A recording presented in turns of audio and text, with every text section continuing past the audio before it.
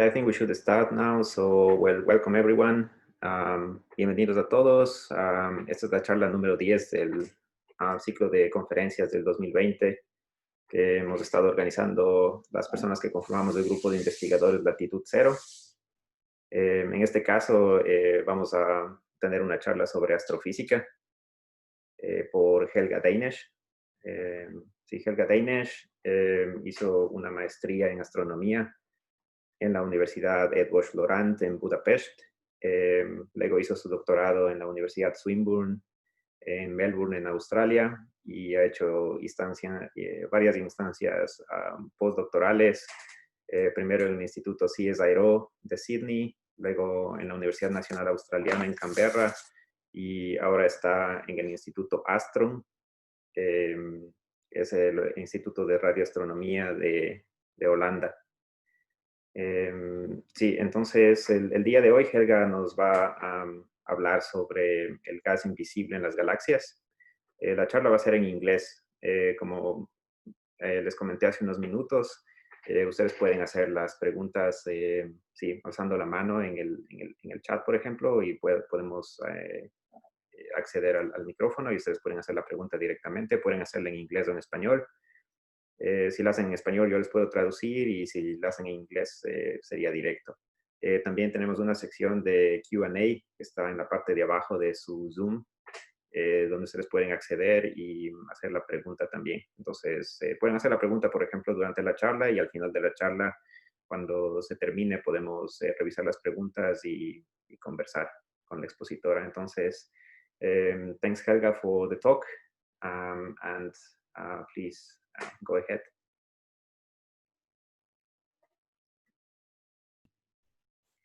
Welcome, everyone. I'm Helga Dénes, and I'm going to give this talk today. I'm going to talk about the invisible gas in galaxies, which is the neutral hydrogen. And on this introductory picture is the telescope that I'm mostly working with. So I'm a radio astronomer, and I work with radio telescopes, and I'm using this type of telescopes to measure the hydrogen in various galaxies. And I am going to tell you a bit about that today.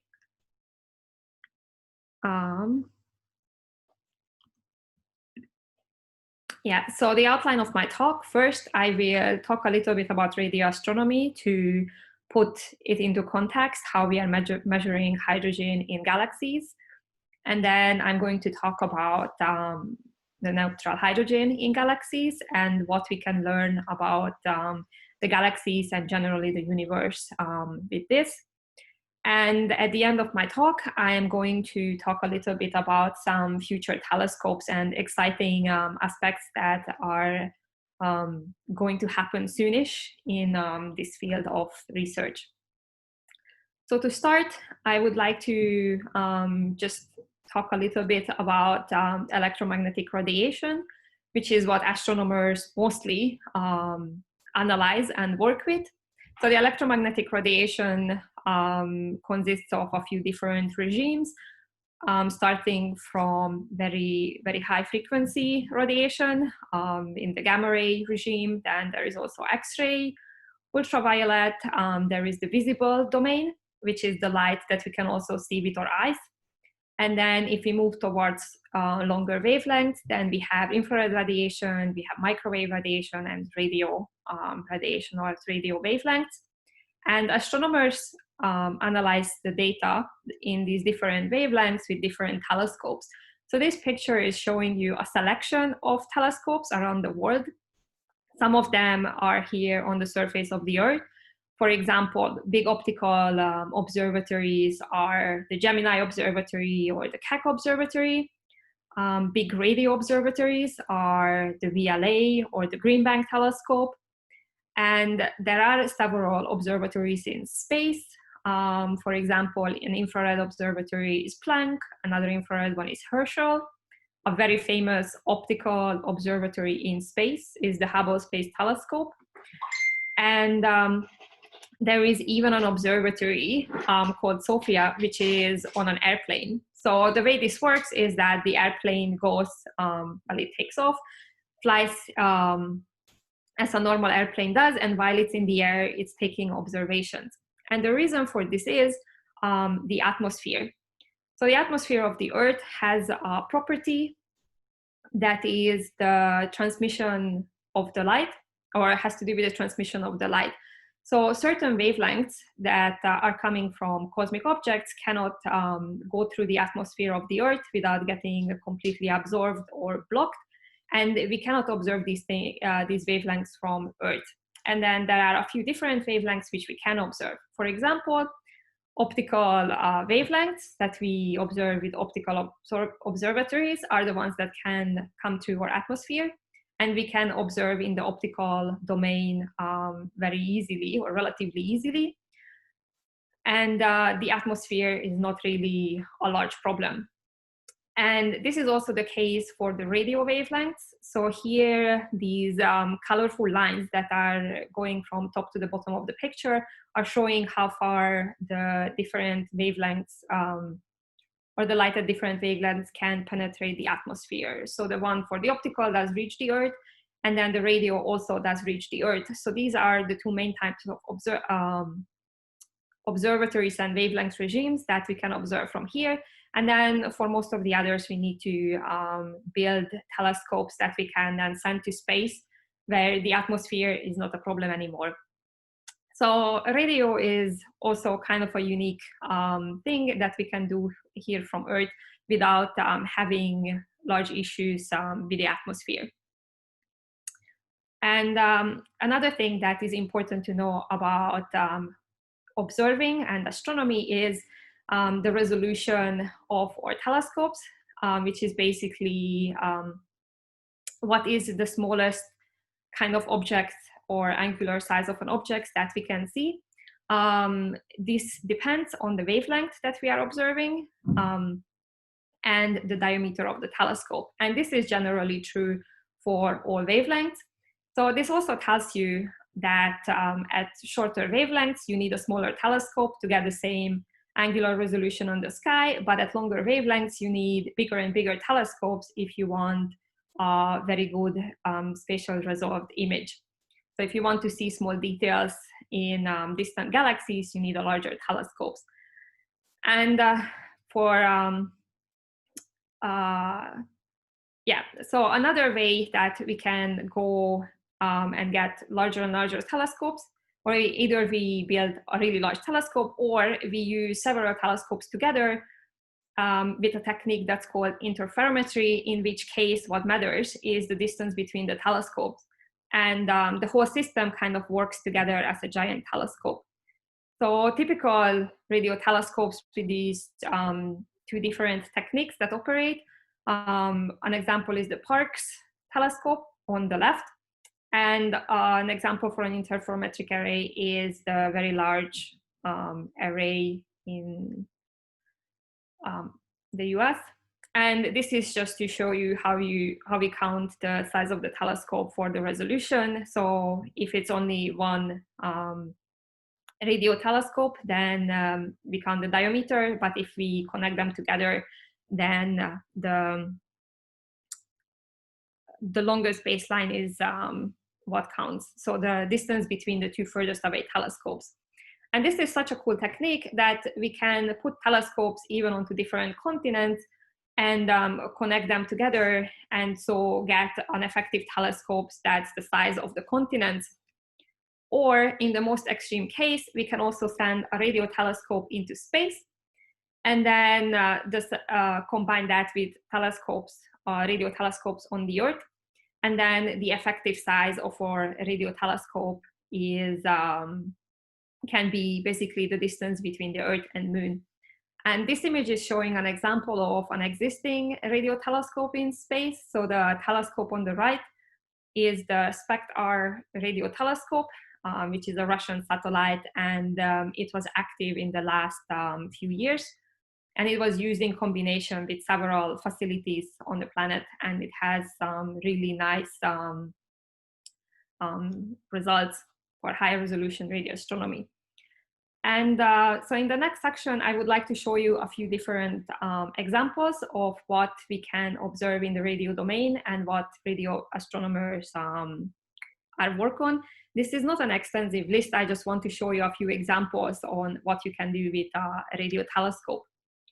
One of the first things is something that I think is a little bit surprising and interesting, is that we can look at the magnetic fields of planets. And surprising in the sense that if we look at a picture of Jupiter in the radio domain, you get this kind of like salamander shaped thing, which doesn't really look like a planet. And this is because Jupiter's moon Io has very strong volcanism.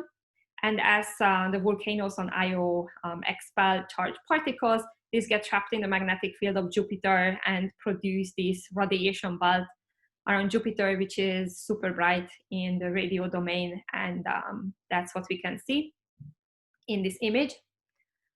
We can also observe pulsars, which are neutron stars. So this is after a very large star collapses. If it has the right amount of mass left over in the remains, then it can turn into a neutral star. And neutral stars are these rapidly spinning, very dense objects that usually have jets leaving at the magnetic poles. And if this jet points towards the Earth, then we can observe the radiation. And because the star is rotating, we see this kind of like a lighthouse. So when the jet is pointing towards us, we see some radio emission. And if it's pointing away us, then we don't see anything. Then we can also see the active galactic nucleus of galaxies. So this is essentially a supermassive black hole that is living in the center of galaxies. And this black hole also has jets, high energy jets, that are coming out of it, which can then interact with the surrounding medium and produce this like really large radio lobes, which we observe. And we can measure various properties of the black hole and the galaxy from these things. On the right side, there is a bit of a comparison on how what we see in various wavelengths from this galaxy. For example, we can observe it in X-rays, and then we see very hot ionized gas and a bit of the jet around the galaxy. In optical, we see the stars and the dust in the galaxy. Then in a certain radio band, we see these jets coming out. And if we observe at the wavelength of neutral hydrogen, then we can see the cold gas in the disk of the galaxy. Another thing is supernova remnants that are very popular. These are the remains of an exploded star. So as I mentioned before, to produce a neutron star, a very massive star needs to explode, and a neutron star is one of the remnants. So when this explosion happens, then we call that a supernova, and the leftovers of the supernova are called supernova remnants. And an example here is the Cassiopeia A remnant. On the right side is a picture that was taken with the Hubble Space Telescope. So this is what we see in optical. And on the left side is a radio image, which is energetic particles of this source. And places where we can see a lot of these supernova remnants and also other things is the center of galaxies. Now, the highest resolution images that we can get is from our own galaxy, where we can actually see details. So this is an example of the center of our own galaxy, which is full with supernova remnants, so the leftovers of exploded stars. It also has star formation regions where the radio emission is generated by the newly formed stars. And it also has these really strange filaments, which we are not really sure what is causing these, but they are very likely an indication of the magnetic field in that region. And again, for comparison, I included the optical image. So this is also what we would see with our own eyes if we look up towards the galactic center on the bottom, where you can see the stars, and the darker patches are the dust. And in the radio, we see completely different things. Another example is molecular clouds. Here, the comparison image is an infrared image where we see basically the dust. that is contained in this region. And in the radio domain, the image is showing molecular gas. In particular, this is carbon monoxide. And the molecular gas is basically the material what stars are forming from. And these regions where stars are forming are very rich in molecular gas and also in dust. And we can study them to learn more about how stars form in the galaxy. And if we go on a bit larger scales for star formation and what's happening in galaxies, this is the neutral hydrogen content of a spiral galaxy.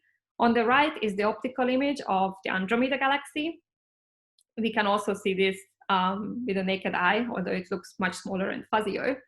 And the left is showing the neutral hydrogen gas in this galaxy, which is basically the fuel for forming stars. And this is just something really fun that you can also do with radio telescopes.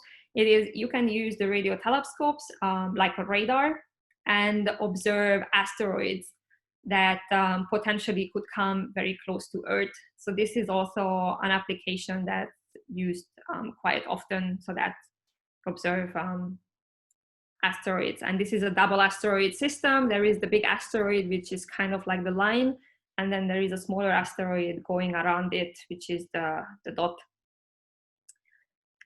So a bit about neutral hydrogen. At 21 centimeters, we can observe radiation from the neutral hydrogen. And this is a spin flip transition. So when we have a hydrogen atom, it has a proton and an electron. And if the spin of the electron flips, then the hydrogen atom emits a line at 21 centimeters or 1.4 gigahertz. And this is a very rare transition. In fact, if there is an individual atom, it's only once in about 10,000 years that such a spin flip would occur. But the universe is full with hydrogen. Hydrogen is the most common element in the universe. So there is really a lot of hydrogen atoms in space. And this makes it possible for us to actually relatively easily observe it. And we use radio telescopes to observe this hydrogen mostly in galaxies. And an example of how observations look like, or how the data looks like that comes from the telescope, is on the right. This is a very typical signal from a spiral galaxy. And here is the image a bit larger, also with the optical image of the specific spiral galaxy that the hydrogen signal was measured in. And things that we can learn from this, we can integrate all the emission that's coming from the galaxy and then get the overall mass of the hydrogen in the galaxy. And we can also map it, so we can see where exactly the hydrogen is in the galaxy, can make an image of it. And we also get information on the velocity of the gas and how the gas is moving in the galaxy. So the 21 centimeter line is a discrete emission line, so it should be always at the same frequency. But then as the gas is moving within the galaxy, the line gets Doppler shifted, so it gets red shifted and blue shifted, depending on if the gas is moving away from us or towards us. And then we can basically map the rotation in galaxies as well, or how the gas is moving. And an example is here showing an image of a spiral galaxy in hydrogen. And the different colors actually show a few different things. So the top image is showing the overall hydrogen content of this spiral galaxy in blue. So you can see it's kind of like a disc shape. And the purple part is showing where star formation is happening in this galaxy. And that's a UV image. And the red parts are showing where the actual stars are in the galaxy. So something that you can see, that the stars and most of the star formation is in the center part of this galaxy, but the hydrogen is in a much larger disk, so that extends a bit further out. And as I mentioned, if we measure how this gas is actually moving, then we can construct a map of the velocity field of the galaxy, which is on the bottom panel. So here the blue color is showing gas that's moving towards us, and the red color is showing gas that's moving away from us. This way we can measure the rotation curve, or the rotation of the gas in the galaxy. So if we go further and further out from the center, we expect that there is less and less mass in the galaxy. So we would naively expect that the gas in the galaxy closer to the center rotates faster. And then further out, it rotates less. Now, if we actually look at H1 observations, this is not what we see. We see that even as we go further out, the gas is still rotating quite fast. So what does this tell us? This tells us that there is more mass in galaxies than we would expect based on the stars and the gas that we are measuring. And this is actually a probe of dark matter. So this is one of the ways how we know that there is dark matter in the universe and in galaxies, which we can detect based on how objects are moving within galaxies. And just a quick description of how different galaxies look like. So galaxies usually come in two distinct classes or two distinct types. There are spiral galaxies and elliptical galaxies. And this is basically just describing how the galaxy looks like. So spiral galaxies have this spirally shape. They look like disks with spiral arms. And the elliptical galaxies are more these blobby things. They can be quite elongated, or they can also be quite spherical, like fairly round. And these types are basically an evolutionary system. So spiral galaxies are relatively young galaxies, and elliptical galaxies are old galaxies. And as galaxies live their lives, they usually start as spiral galaxies and then gradually change their shape to turn into elliptical galaxies as they age. And this is largely due to the star formation within the galaxies. As long as galaxies form stars, the star formation happens in a disk, and the galaxies maintain a disky shape. But as soon as star formation fades out and stops, they start to look more elliptical. And if a galaxy can form stars or not depends on the fuel, which is the gas content of the galaxy. So if a galaxy has lots of gas, it can continue forming stars and maintain a spiral shape. And if the gas is gone, then it will slowly turn into an elliptical galaxy. So this also tells us that the spiral galaxies are the galaxies that have most of the hydrogen, and this is also what we see observationally. If we observe different types of galaxies, we see that spiral galaxies tend to be quite regular. They have lots of hydrogen. The hydrogen is distributed in a disk, and is usually 2 to 3 times more extended than the optical or stellar disk of the galaxy. And if we have really good resolution data, then we can even see the spiral arm-like structure in the hydrogen as well. So not just the optical image, but even the hydrogen shows the spiral arms. We can see some sort of bubbly structure, which is where supernovas and big star-forming regions blow up bubbles and empty the gas out a little bit. Another example of a spiral galaxy, which I also showed earlier, is the Andromeda galaxy. This is one of our nearest neighbors. Here you can also see that the H1 is in this regular-ish disk shape. And you can even see the spiral arms and this ring-like central part in Andromeda. Our own galaxy, the Milky Way, is also a spiral galaxy. It has lots of neutral hydrogen. Now, the Milky Way looks a bit different in the images because we are inside it, so we cannot really take an outside picture. But we see the disk of the Milky Way as the bright line in the center of this image. You can also see the Magellanic Clouds, the H1 in the companion galaxies of the Milky Way, which are pointed out with the arrow. And you also see that there is actually quite a bit of fluffy emission that's going above the plane of the galaxy. This gas is getting pushed out by star formation and is just elevated a little bit out of the disk of the galaxy. Now, elliptical galaxies, as I told you a bit earlier, usually don't form much stars, and they usually don't really have much hydrogen.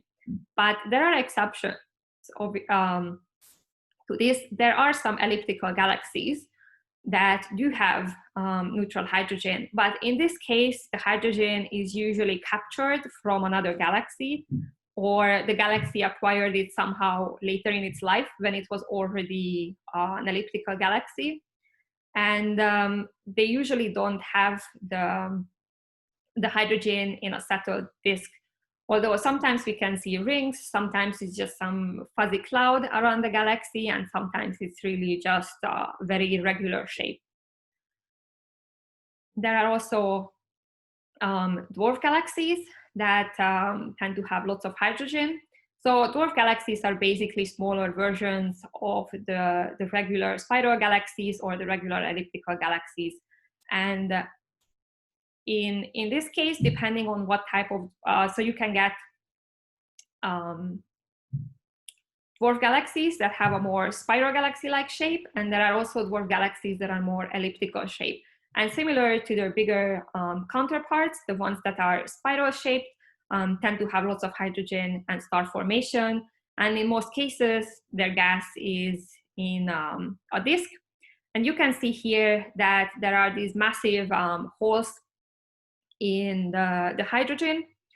The hydrogen is shown here again with the blue color.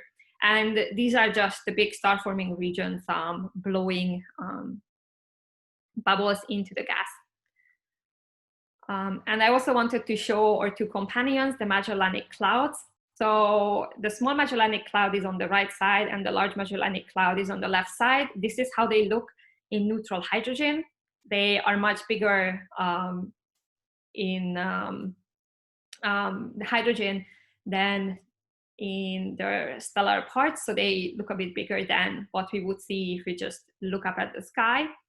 And one of them, the Large Magellanic Cloud, has a relatively disky shape, although it has this like huge concentration, a very bright region on the left. And the Small Magellanic Cloud is not really anything like a disk. It's a more irregularly distributed gas, and is due to the large amount of star formation that's blowing the gas into all sorts of different directions. And also the interaction between the Magellanic Clouds with each other gravitationally and the Milky Way. And I will show you an image about that later that shows that a bit better. And this also brings me to the next point, which is that galaxies live in different environments. We can find them in huge galaxy clusters, which is a region of space that has lots of galaxies in a relatively small region. Galaxy groups, which is a bit fewer galaxies in smaller concentrations. There is an environment that's called the field, which basically means individual galaxies across space. And we even have environments that are called voids, where there is not really much compared to the large scale structure of the universe, just a few galaxies. And depending on where galaxies are, they are getting influenced by their environment.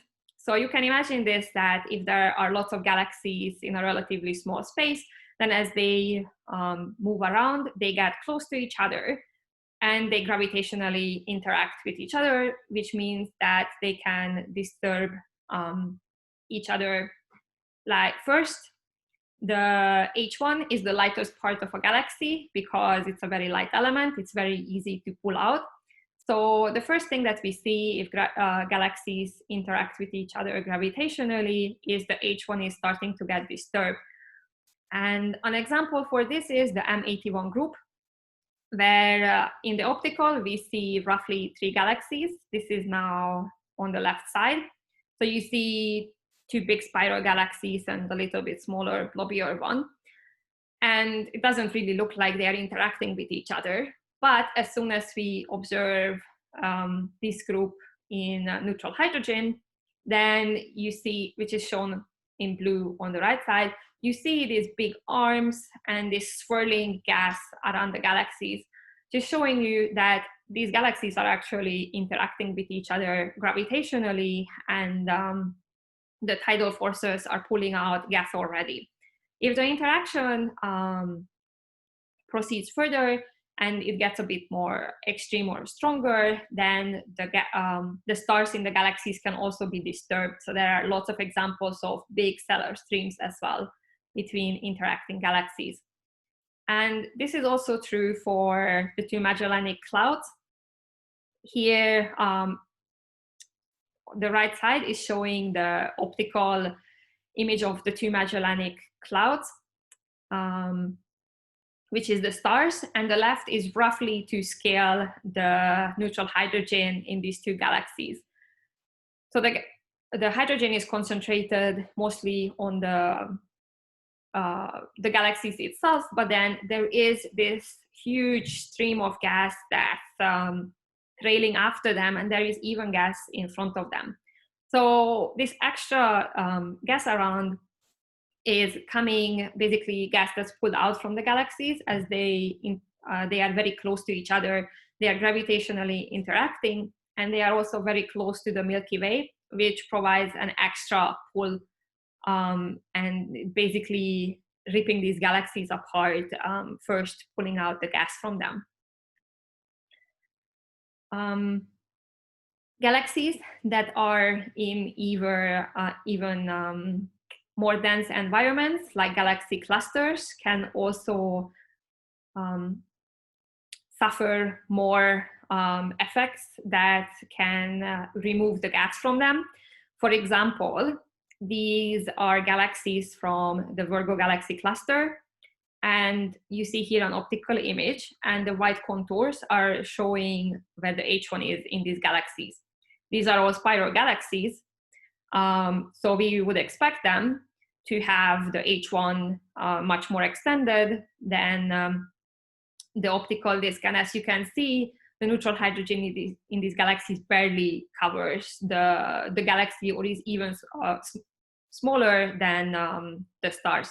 And what's happening to these galaxies is that they are in a galaxy group, they had lots of interactions, and they even get their gas removed with an effect that's called ram pressure stripping. So ram pressure stripping is if a galaxy is moving in a galaxy cluster that has very hot intra-cluster material, and the neutral hydrogen in the individual galaxies is getting pushed out from the galaxy. So this is an image of also of the Virgo galaxy cluster, but this is showing the whole galaxy cluster itself. The orange part is the X-ray emission from this galaxy cluster, which is basically the very hot intra-galaxy material. So this is gas that is between the galaxies. And the various colored donut shapes are the individual galaxies observed in neutral hydrogen. And as these galaxies move through the cluster, their hydrogen gets pushed out with interaction with the medium. And yeah, so this slide is just recapping this with an example galaxy. So this galaxy on the picture is moving in the direction of the arrow through the galaxy cluster, and as it moves, the gas is getting pushed out of it. So on the other side, you can see kind of like a tail. And this is very typical in large galaxy clusters. And sometimes we can even see indications of this happening in smaller galaxy groups. Now, a really extreme case of ram pressure stripping is when it's not just the neutral hydrogen that gets removed from the galaxies in this way, like basically pushed out, but the dust and the molecular gas can also be started to push out. This is an example galaxy also from the Virgo cluster, but this is an HST image, so a Hubble Space Telescope image in the optical regime. And we can see that the dust in this galaxy, which is the dark parts, also has this shape that it's getting kind of pushed in one direction, so from the bottom towards the top.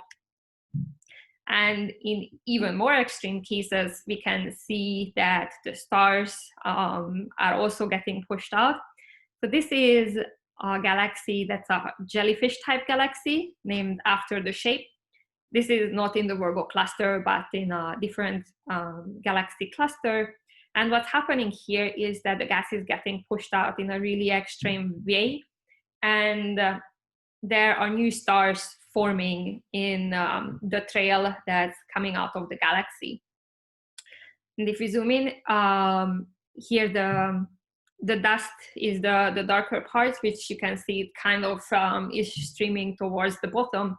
And the bright blue streams are young stars that were formed in this galaxy. So you can see that the new stars are forming in this streaming tail. So depending on where a galaxy lives, it can influence its life and evolution quite a bit.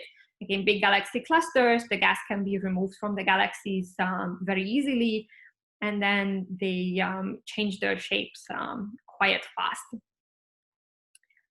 And some more things I would like to talk about is to just have a quick outlook on the future and what we are going to do with radio astronomy. So something that all radio astronomers at the moment are very excited about is the Square Kilometer Array, which is going to be the largest radio telescope once it is built. Currently, it is planned that the construction for this telescope is going to start probably next year. It is a very complex telescope that will have two main parts. One part in South Africa, which is going to be a mid-frequency radio telescope part. So this basically means that this is the frequency that H1 is at. So this telescope will be amazing, or this part of the telescope will be amazing to observe neutral hydrogen in galaxies. And the other part is a low frequency part, which is not used for observing neutral hydrogen, but we can still observe quite a few different objects with it. And this part of the SK is going to be built in Australia. And leading up to this, there were lots of projects to try out new technology for radio astronomy to see what we can do with modern technology and new instrumentation. So the SKA has quite a few forerunner telescopes all over the world that are trialing technology. And one of these forerunner telescopes is the Westerbork Radio Telescope that has a new receiver system that is called APERTIF. Now I'm working with this telescope. This is already built, and we are currently conducting a huge sky survey with this.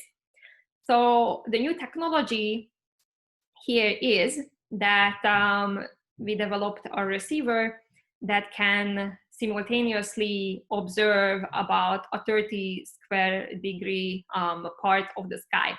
For radio telescopes, this is quite unusual, because usually the field of view of a radio telescope is much smaller. So this new instrument basically makes it possible to have 30 times the previous field of view of this specific telescope, which makes it really good for large sky surveys. So this is exactly what we are doing, and we are conducting a few different surveys with the telescope. One of them is to look at H1 in galaxies. So this is some example data from the telescope that I'm very excited to show you because this is very new. The survey that we started mid last year. So it is very, very new.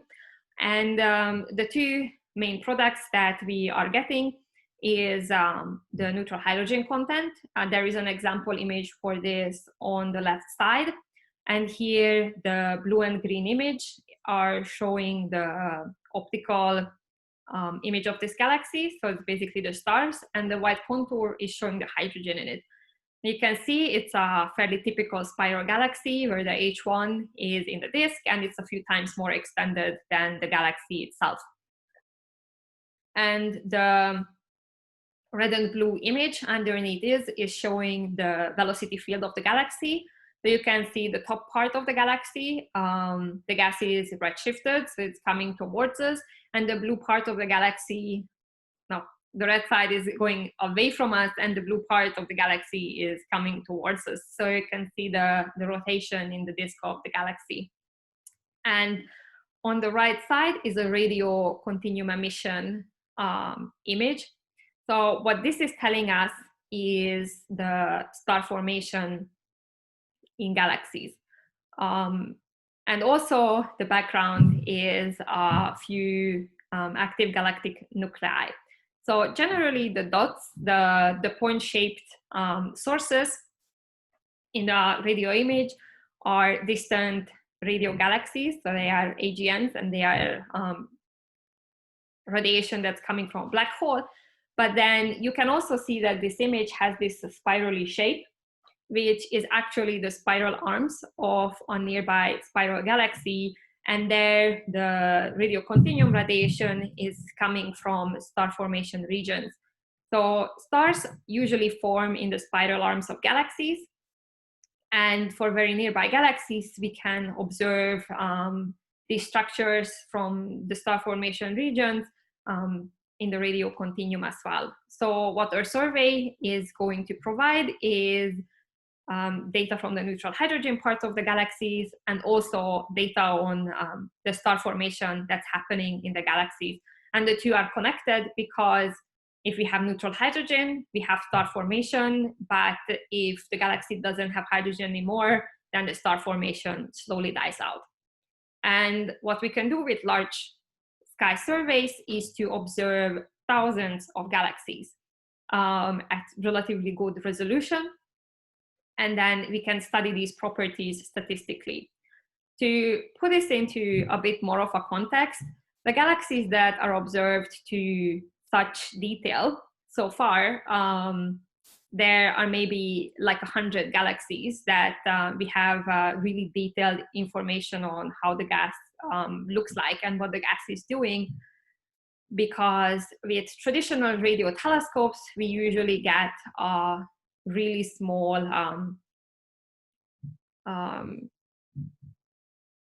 field of view. So you can only see a relatively small part of the sky at one time. And so usually we observe individual galaxies for individual observations.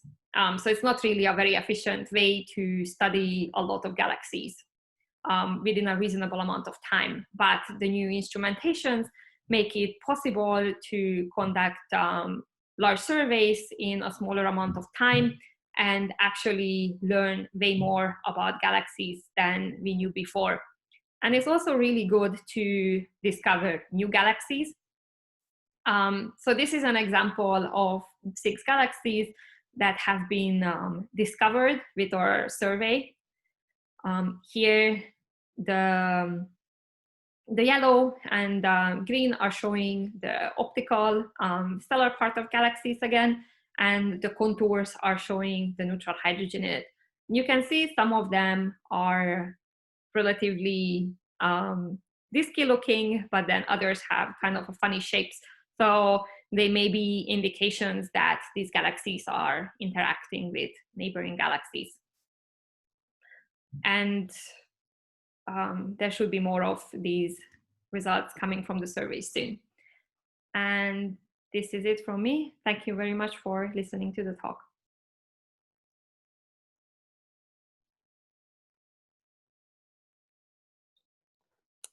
Thank you very much for the talk, Helga. That was great explanation on H1 gas and the properties of galaxies. So do we have any questions from the attendees? If you have a question, you can raise your hand and I can activate the mic, or you can also leave the questions on the chat and then I can read them.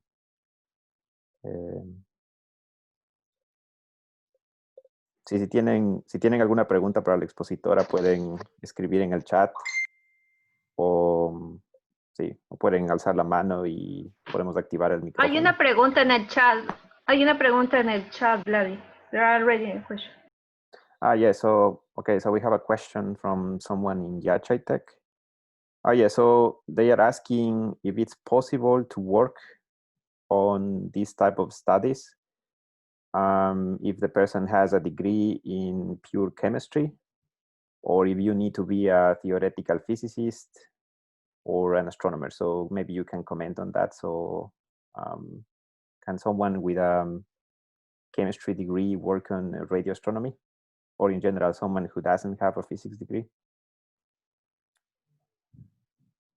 Yeah, I mean, I think that's not really an excluding thing. I think most radio astronomers do come from some sort of physics background, but there are also radio astronomers who come more from computing. So I think there are also some people who transition into radio astronomy with a computational degree. I think the important part is what someone does for the PhD. Now it's easier to get into a PhD program with a physics degree, but I don't think that having a chemistry degree is an exclusion. It depends a bit on the project.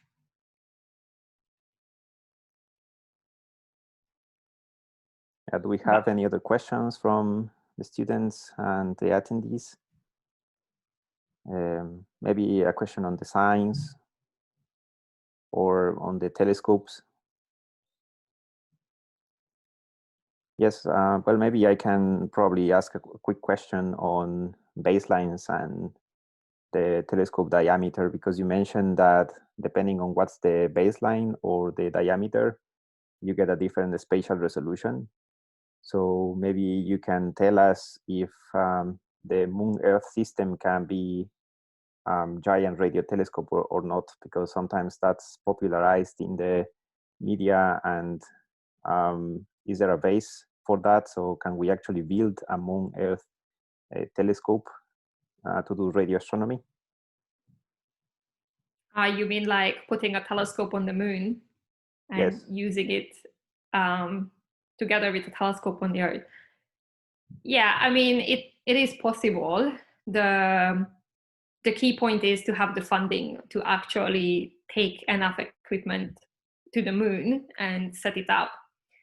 And then, yeah, it basically just needs to be able to point and in the same direction as telescope from the Earth, and somehow you need to get the data down. There are some astronomers who are thinking about putting a telescope on the far side of the moon, which would be very interesting to avoid radio emission that is generated on Earth. So one of the largest challenges in radio astronomy at the moment is the radio emission that we generate as humans, which is called radio frequency RFI in radio astronomy terms. And we actually generate a lot of radio emission on the planet. This is starting from mobile phones, and it goes down through microwaves to barbecue lighters or old TVs. There is all the telecommunication that's happening. For example, all the mobile phone internet. There are also the satellites, like the way satellites communicate with each other, or satellites communicate with Earth. So all of this generates radio emission that is not coming from space. And radio telescopes are very, very sensitive instruments because generally radio radiation that's coming from space is very faint. So we have very sensitive instruments to detect this radiation. Now, on the other hand, most of the things that we create on Earth is super bright, like mobile phones are incredibly bright for signals for such a radio telescope. So if we would put a telescope on the far side of the moon, that means you could block out all this like bad signal from Earth, and then you could get a much cleaner radio astronomy data. So yeah, this would be a great thing to do. You just need to get the funding for it to actually do it.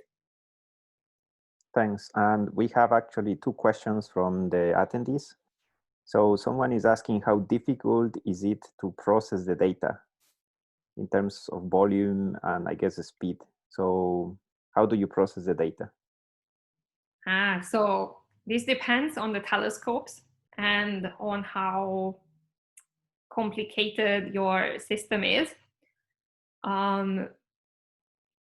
Currently, most radio telescopes do produce a lot of data.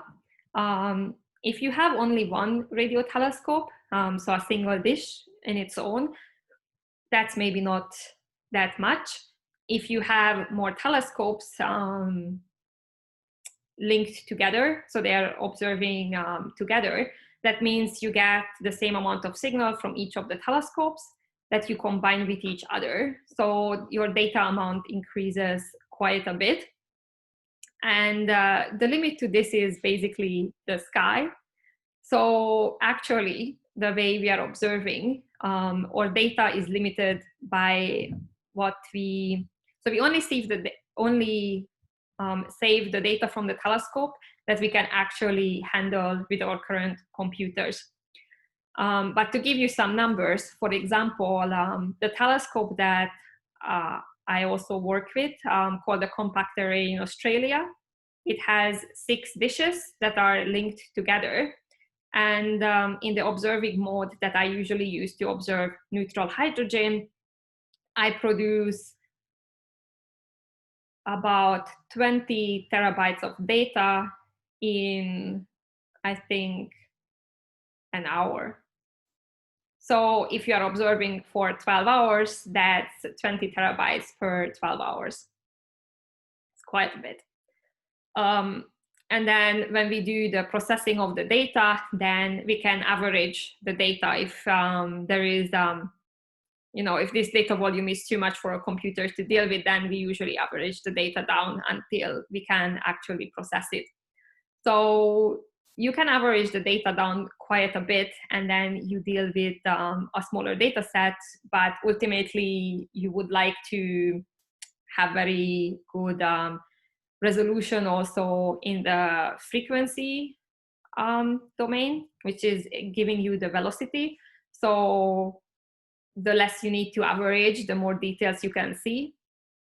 And the bigger new radio telescopes, for example, APERTIF is producing more data. And the ASCAP radio telescope, which is in Western Australia, it's a very similar system to the APERTIF telescope, but it has 36 antennas instead of 12 that APERTIF uses. I think that produces petabytes of data within a day. So dealing with several petabytes per day is quite challenging. And that radio telescope has its own supercomputing center that is dedicated to process the data itself. Yes.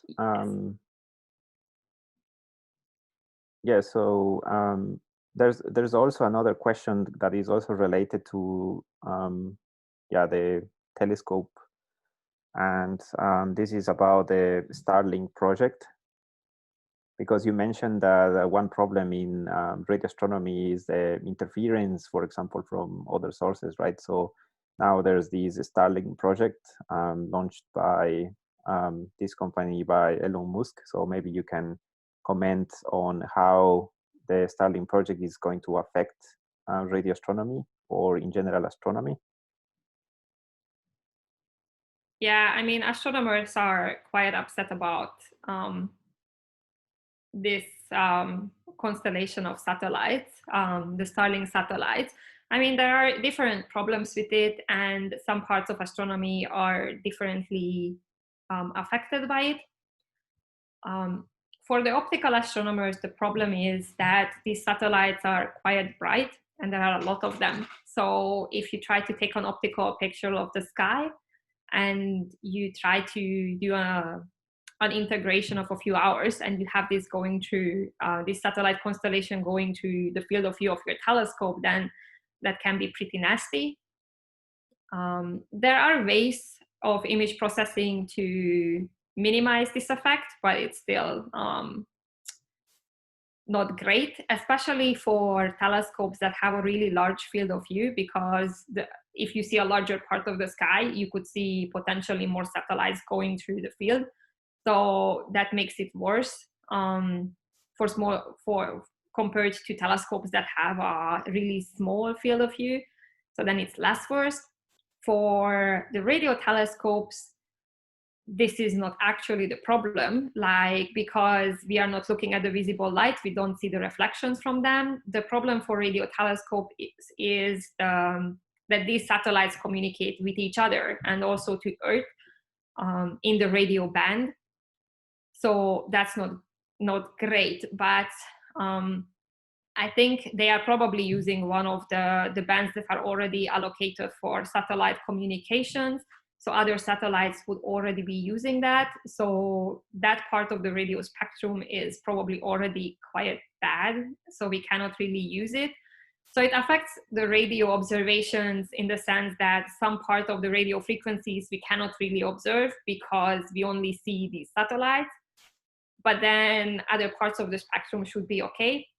There are different laws and organizations protecting or assigning different chunks of the radio spectrum to different things.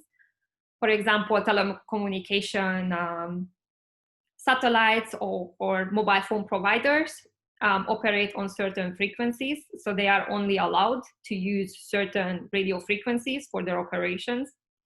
And they also have their antennas designed to pick up that frequency.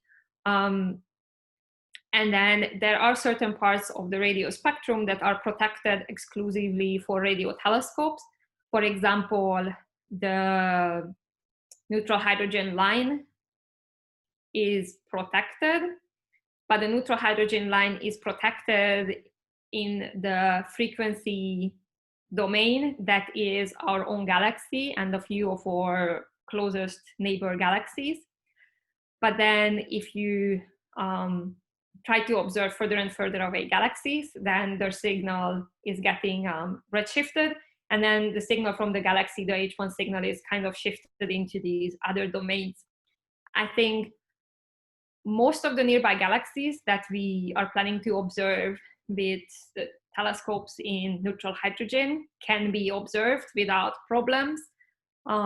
This is more of an issue for continuum observations, where we want to use the whole radio band, but that's already quite affected.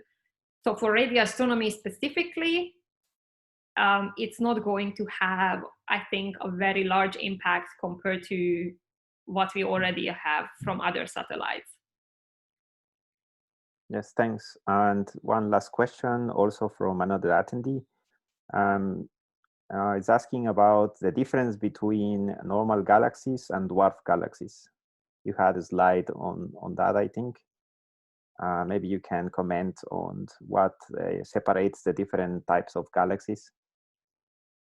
Yeah, so the difference between the dwarf galaxies and the, say, bigger regular galaxies is just the size. Or, well, the most important difference is the size. So dwarf galaxies tend to be about 10 times smaller than the bigger galaxies, or maybe even more. Galaxies do come actually in quite a size range. So compared to, say, an average spiral galaxy, a dwarf galaxy would be a bit smaller. It can be also quite smaller. There are also some subtle differences that the dwarf galaxies sometimes have much more hydrogen than the bigger spirals. So for example,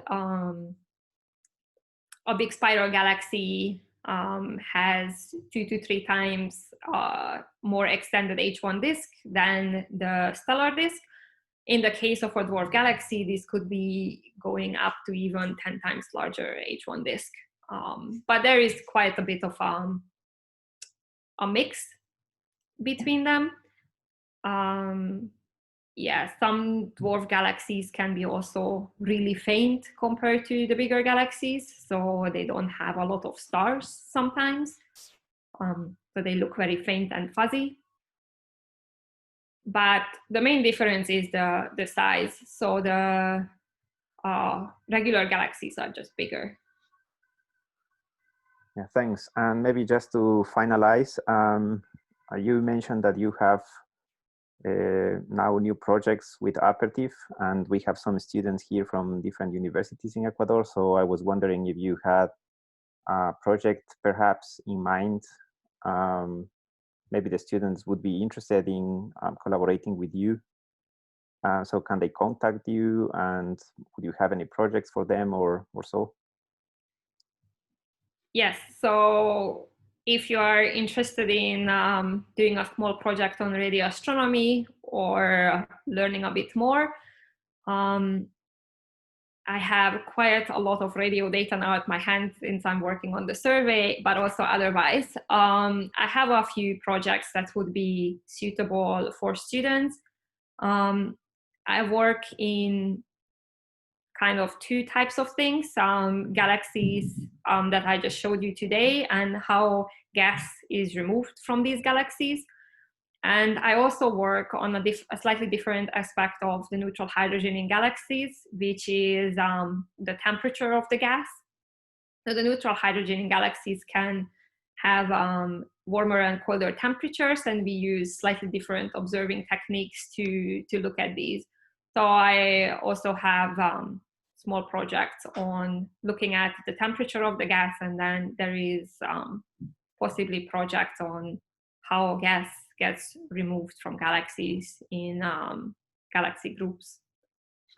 So yeah, if you are interested, you can write me an email or contact us at the Facebook page of the group. I put my email address on the slides, and these slides will be available online afterwards. So you can also check my email address there and send me an email. Okay. Thank you very much, Helga. Y bueno, gracias a todos también por asistir a esta charla.